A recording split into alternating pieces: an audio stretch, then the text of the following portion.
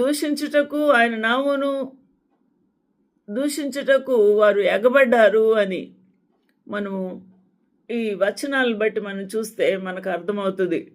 ప్రకటన 13:5లో డంబపు మాటలు దేవదూషణాలను పలుకు ఒక నోరు దానికి ఇయ్యబడును. వీడు యాంటీ క్రైస్ట్ కాబట్టి వాడు డంబపు మాటలు మాట్లాడతాడట. నేనే దేవుడిని చెప్పుకునేవాడు.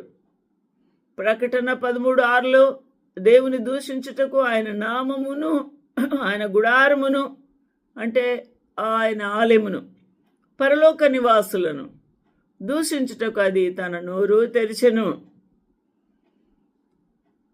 ఈ యొక్క యాంటీ క్రైస్ట్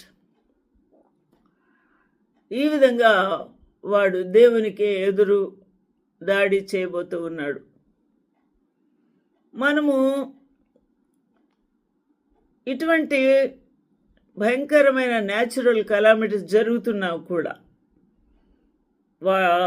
వారి జీవితంలో మార్పు లేని స్థితినే మనము చూస్తూ ఉన్నాం. మార్పు రాలేదు, బుద్ధి తెచ్చుకోలేదు, తమ క్రియలను విడిచిపెట్టిన వారు కాదు అని వ్రాయబడి ఉంది. ఆలోచన చేద్దామండి. కాబట్టి 16వ అధ్యాయంలో 4వ పాత్రను మనము చూసినప్పుడు ఆ పాత్ర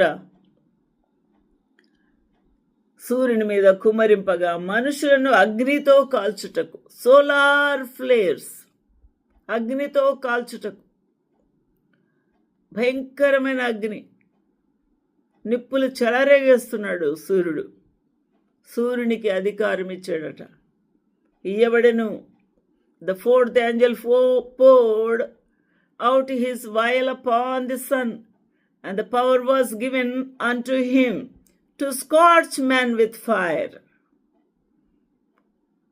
కాబట్టి కాల్పులకు బొబ్బలు వచ్చేస్తున్నాయి, నల్లగా మాడి మసానం అయిపోతున్నారు.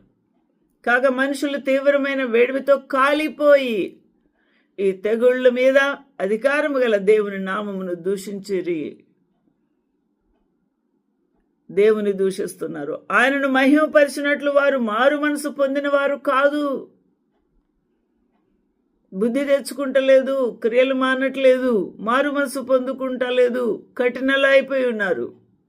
అయ్యా నన్ను క్షమించయ్యా, నేను పాపిని ప్రభువా, నేను దోషినయ్యా, నిన్ను సృష్టికర్తను మరిచి సృష్టాన్ని పూజించాను, నన్ను క్షమించమని